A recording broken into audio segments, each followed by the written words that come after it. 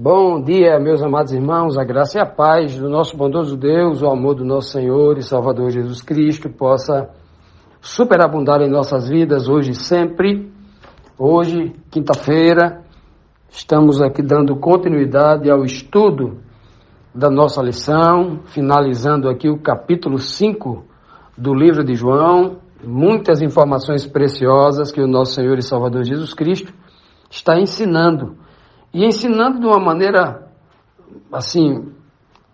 muito difícil, né? Porque está enfrentando ali os fariseus cegos, né? Que não conseguiam enxergar a verdade. E então, que não conseguia perceber que Jesus estava dando testemunho do verdadeiro, testemunho da verdade. E então procuravam calar Jesus Cristo.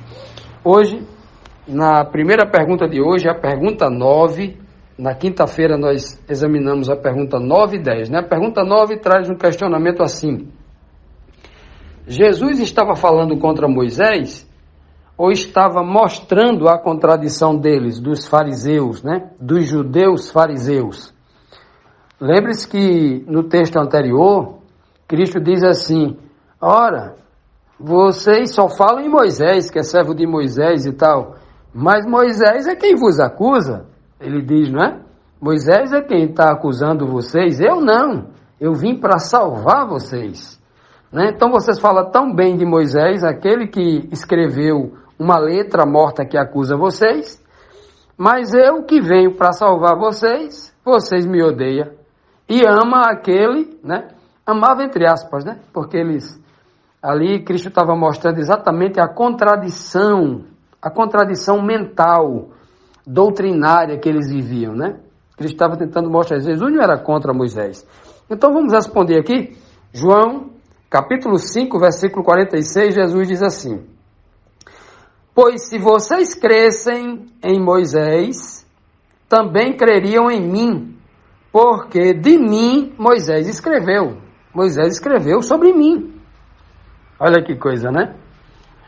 Cristo está dizendo, vocês realmente não têm nada com Moisés, não. Vocês só querem mesmo é a cadeira dele, o posto, a posição de Moisés, porque vocês não querem nada com Moisés. Vocês são uma fraude, né?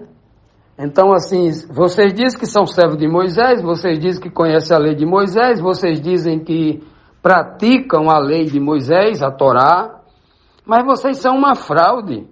Por quê? Disse Cristo, né? Ora, se vocês acreditassem nas palavras de Moisés, vocês acreditariam em mim, porque Moisés escreveu sobre mim. E aí agora você pode se questionar. Você que está ouvindo aqui esse áudio pode se questionar. Você pode dizer assim, mas eu li os 5 livros que Moisés escreveu, o Gênesis, Êxodo, Levítico, Números e Deuteronômio, a Torá, o Pentateuco, né? Como os cristãos dizem, o Pentateuco, e os judeus falam Torá, e não encontrei uma palavra falando lá sobre a pessoa de Jesus Cristo. Encontrei até o nome dele em hebraico, né? Que era Yehoshua, que é o nome, Josué se escreve Yehoshua, e Cristo Yeshua, né? Numa linguagem, né? No aramaico, uma linguagem mais pobre, uma linguagem, né, mais resumida, vamos dizer assim. Mas não era Jesus, era Josué. Josué é um tipo, né? Nas atitudes de Josué nós encontramos alguma tipologia que se identifica com a vida de Cristo. Mas nada existe nesses 5 livros que pudesse apontar para Cristo. Entretanto, a fala de Cristo, como sempre, é uma fala espiritual. Em que sentido espiritual Moisés escreveu sobre Jesus Cristo? Nos tipos, eu vou dar aqui alguns exemplos para você compreender. Por exemplo, na figura de José, um dos filhos mais novos de Jacó, aquele que foi vendido pelos seus irmãos como escravo lá para o Egito, nós encontramos em José cerca de 80 a 85 tipologias de Cristo na vida dele. Vou dar aqui umas bem rápidas para você entender. José vivia no meio de 12 irmãos. Jesus, 12 discípulos. Olha as semelhanças aí. O nome disso é tipologia. Semelhanças são tipologias. Jesus foi vendido por moedas de prata. José foi vendido por moedas de prata. A pessoa que foi vender, que propôs a venda de Cristo, o nome dele era Judas Iscariote, ou Judas. A pessoa que propôs a venda de José era Judá. Judas e Judá é o mesmo nome em hebraico. Olha só, isso não é coincidência não, são semelhanças. José foi arrancado do seio do seu pai por culpa dos seus irmãos e enviado a uma terra estranha. Jesus foi retirado do seio do seu pai, enviado para o planeta Terra, um lugar estranho, e aqui veio como servo. Servo, escravo, são sinônimos, né? E Cristo aqui na Terra, que coisa, né? Cristo aqui na Terra foi maltratado, preso, exatamente como José foi lá no Egito. Foi vilipendiado, acusaram ele de coisa que ele não fez. Tudo isso fizeram com Cristo.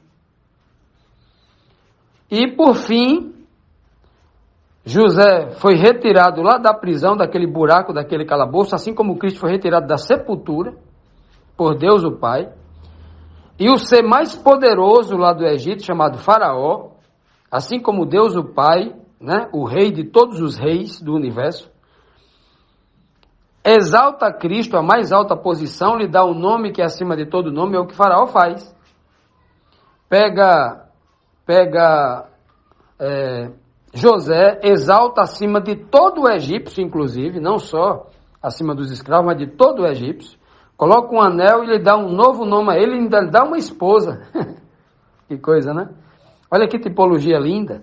O pai também vai dar uma esposa, vai fazer uma festa grande chamada As Bodas do Cordeiro. Então, essa história da vida de José, ela é uma perfeição, é praticamente a história de todo o plano da redenção que apontava para Cristo. Existe uma série de outras coisas, tanto não só em Moisés, mas também no livro dos profetas. Quando Cristo encontrou com os 2 discípulos a caminho de Emaús, os discípulos testemunharam assim, e ele começou por Moisés e passou pelo livro de todos os profetas, explicando sobre o que dele estava ali. No livro de Samuel, por exemplo, nós encontramos um outro tipo, Davi, que foi tirado lá de Belém, onde ele criava, Cristo foi criado, Jesus nasceu lá em Belém, né? Da tribo de Judá, Jesus também é da tribo de Judá, né? Ele veio, um menino que foi elevado à condição de rei, Cristo veio como um ser humano pequeno, enfrentando Satanás lá no deserto, um gigante, assim como Davi enfrentou Golias, um pequeno enfrentando um grande, um ser humano enfrentando um anjo terrível e venceu, né, pela fé no poder de Deus. Então, existe muita beleza nas tipologias. É a grande verdade do Antigo Testamento, que poucas pessoas se dedicam a estudar isso, porque são verdade. Não é à toa que Cristo disse, examinai as Escrituras, porque vocês cuidaste nela. Vocês não cuidam nela a vida eterna? Então examine com cuidado, é o que Cristo está dizendo para os fariseus. Examinem com cuidado essas Escrituras. Vocês não cuidam ter nela a vida eterna? Então faça isso com toda a dedicação, com todo o cuidado, né? Com toda a perícia, porque lá tem muita verdade. E quando Cristo disse isso, não tinha nenhuma vírgula do Novo Testamento escrito ainda. 20 anos depois, começa a ser escrito. Ele manda, né? Ele ratifica o pensamento dos fariseus, então leiam as Escrituras. Essas Escrituras, porque elas falam de mim. E quando Cristo diz claramente aqui que eles não acreditavam nada em Moisés, vocês fariseus não acreditam nada em Moisés, estão falando da boca para fora. Se vocês realmente acreditassem em Moisés, vocês me aceitariam, porque Moisés escreveu a meu respeito. Né? Que testemunho poderoso, né? Infelizmente, como faltava a unção do Espírito de Deus nessas pessoas, que não eram verdadeiras, eram só religiosos, mas eram um verdadeiro sepulcro caiado. Era só fachada, era só roupagem, mas por dentro não tinha inspiração, não tinha o Espírito de Deus que trazia a vida, né? Infelizmente. Continuando, vamos aqui para a segunda pergunta de hoje, a pergunta número 10. A Torá significa lei, né? A palavra Torá significa lei. Ou, referindo-se aos 5 livros de Moisés, nós já falamos, Pentateuco, né? a Torá, ou seja, a lei de Deus, escrita por Moisés, era validada no testemunho dos judeus? Será que aqueles judeus que abriam a boca e mandavam, vamos ler a Torá, vamos ler uma paraxá da Torá, ou seja, paraxá quer dizer uma porção, vamos ler uma porção da Torá, né? Vamos criar até uma reza igual a Igreja Católica faz, né? Vamos separar uma porção durante o ano todinho, igual as igrejas evangélicas fazem. Vamos fazer o ano bíblico. Não vamos examinar não, vamos ler. Vamos ler com olhos filosóficos, ou então com os olhos culturais, ou então com os olhos da tradição judaica, ou com os olhos da tradição evangélica, ou com os olhos da tradição religiosa católica. Olha, vamos ver se é isso mesmo. Vamos ver o que é que Cristo fala sobre essa questão da tradição religiosa, vinda de qualquer uma religião, não importa. Judaísmo, cristianismo, evangelicalismo, budismo, islamismo, shintoísmo, qualquer lugar. Olha só. Vamos ver então, especificamente aqui estamos falando do cristianismo, né? Vamos falar vamos dizer da cultura judaico-cristã, vamos englobar essas duas. Vamos lá. Então, o que realmente aqueles fariseus estavam seguindo? Estavam seguindo realmente a lei, a Torá, o que estava escrito, ou eles não estavam fazendo isso, era só da boca para fora. Mateus capítulo 15, verso 6 diz assim: e assim, por causa da vossa tradição, invalidastes a palavra de Deus. Olha que frase duríssima e que informação preciosíssima Cristo está passando para nós. Primeiro, Cristo está dizendo na cara deles, que Cristo não manda recado, não fala por trás, ele é verdadeiro, né? Vocês estão invalidando as Escrituras Sagradas, vocês estão validando a Torá, a lei, vocês estão invalidando tudo que foi escrito por causa da vossa tradição. Perceba que Cristo está dizendo que a palavra de Deus não está em plena harmonia com a tradição religiosa. Estão em posições contrárias. Quem segue a tradição das igrejas evangélicas, do cristianismo em geral, do catolicismo, de quem quer que seja, quem segue tradição de igreja, não porque na minha igreja tem um escritor A, tem um escritor B, na minha igreja tem um líder tal, um pastor inspirado tal, pregador tal, A, B, C, e a gente fica repetindo o que a gente escuta no púlpito, a gente não tem coragem de examinar as escrituras diretamente na fonte, né? E a gente fica dependendo desse povo, da interpretação que eles dão na Bíblia, como se eu não tivesse cérebro, como se eu não pudesse ir para a Bíblia e eu mesmo interpretar a Bíblia do jeito que está lá, do seu sentido. Não, eu preciso de um intérprete humano para me interpretar a Bíblia. E aí, vindo dessa tradição, aí você encontra um bocado de absurdo aí. Aí é dessas tradições que nascem os religiosos cegos, assim como esses fariseus. Eles estavam cegos, negando o próprio Cristo, negando a palavra de Deus, anulando a palavra de Deus por causa da tradição. Olha, o que tem são várias igrejas evangélicas que escolheram, cada um escolheu um profeta para eles. E esses profetas, são várias igrejas evangélicas que têm os seus profetas, são várias, né? Se a gente for contar aqui, a gente vai dizer 20 igrejas bem rapidinho, mas não vamos falar de nome de igreja, não. Existe cada uma dessas igrejas, existe um profeta que defende eles. Sabe o que acontece quando essas pessoas começam a seguir esses profetas? Eles começam a seguir a tradição daquela igreja. Cada igreja tem uma tradição. E muitas dessas tradições estão anulando a Bíblia Sagrada. Tem verso direto na Bíblia Sagrada dizendo, é assim. Mas aquela tradição da igreja, que ela é tão forte na cabeça dessas pessoas, que eles não conseguem enxergar o óbvio da Escritura Sagrada. Às vezes a Bíblia está falando algo direto contra aquela tradição, mas eles preferem ficar com uma tradição porque eles já se tornaram escravos da tradição. Escravo dos ismos, né? São tantos ismos aí, né? Catolicismo, protestantismo, evangelicalismo. É tanto ismo que isso vem da tradição religiosa. Cada um levanta a sua bandeira mais alta. Diz, não, eu sou do judaísmo, eu sou do cristianismo, eu sou do protestantismo, sou do evangelicalismo, sou do... né? Cada um tem o seu ismo. e ficam brigando, disputando placa de igreja, disputando o seu melhor pastor, o seu melhor profeta, e esquecem de ir para as Escrituras Sagradas, assim invalidando a palavra de Deus, invalidando a Bíblia. Cristo está dando um puxão de orelha naquele povo, dizendo assim, olha, presta atenção, tradição religiosa e palavra de Deus nem sempre estão em harmonia. Aqui, nesse caso, Cristo falou, vocês estão